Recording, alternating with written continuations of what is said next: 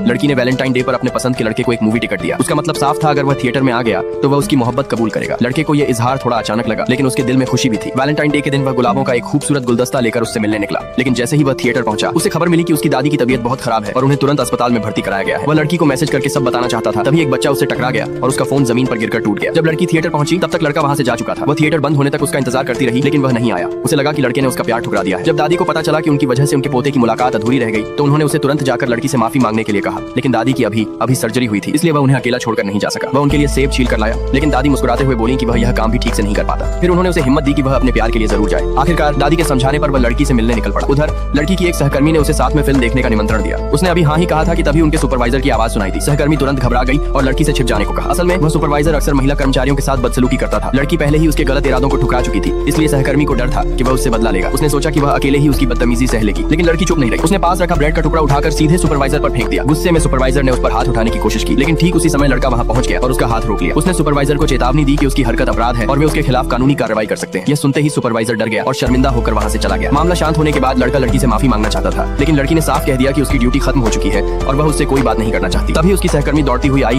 और लड़के को उनके साथ फिल्म देखने का न्योता दे दिया। अगले दिन लड़की ने देखा कि उसकी सहकर्मी भी लड़के में दिलचस्पी लेने लगी है। यह देखकर वह चुपचाप वहां से चली गई। अगले दिन तीनों फिर से थिएटर पहुंचे। सहकर्मी ने लड़की से कहा कि वह पहले अंदर जाकर बैठ जाए, जबकि वह लड़के के साथ ड्रिंक लेने चली गई। यह देखकर लड़की के मन में हल्की सी जलन होने लगी। फिल्म शुरू होने के कुछ देर बाद उसे लगा कि उसे उनके साथ नहीं आना चाहिए था। तभी उसने देखा कि थिएटर के बाकी सभी लोग जा चुके हैं और पूरा हॉल खाली है। जैसे ही वह उठकर जाने लगी, अचानक पीछे की सारी लाइटें जल उठी। लड़का हाथ में गुलाबों का गुलदस्ता लिए उसकी ओर बढ़ा। उसने दिल से माफी मांगी और उसका हाथ पकड़ते हुए कहा, मुझे बस एक मौका दो ताकि मैं सब कुछ समझा सकूं। लड़की मान गई। दोनों नदी किनारे गए, जहां लड़के ने उसे उस दिन की पूरी सच्चाई बताई। उसने बताया कि दादी की तबीयत खराब होने की वजह से उसे जाना पड़ा था। बाद में उसने नया फोन भी खरीदा था ताकि उससे संपर्क कर सके, लेकिन तब तक लड़की उसे हर जगह ब्लॉक कर चुकी थी। उसे मनाने के लिए उसने उसकी सहकर्मी की मदद ली और पूरा मूवी थिएटर बुक कर दिया। उसकी सच्चाई और ईमानदारी देखकर लड़की ने आखिरकार उसे माफ कर दिया। उसी समय लड़के ने मुस्कुराते हुए पूछा, सुना है तुम एक रूममेट ढूंढ रही हो? लड़की हैरान होकर पूछने ही वाली थी कि उसे यह बात कैसे पता चली। तभी लड़का उसके करीब आया और मुस्कुराकर बोला, अगर तुम चाहो तो मैं तुम्हारे साथ रहने के लिए तैयार हूँ।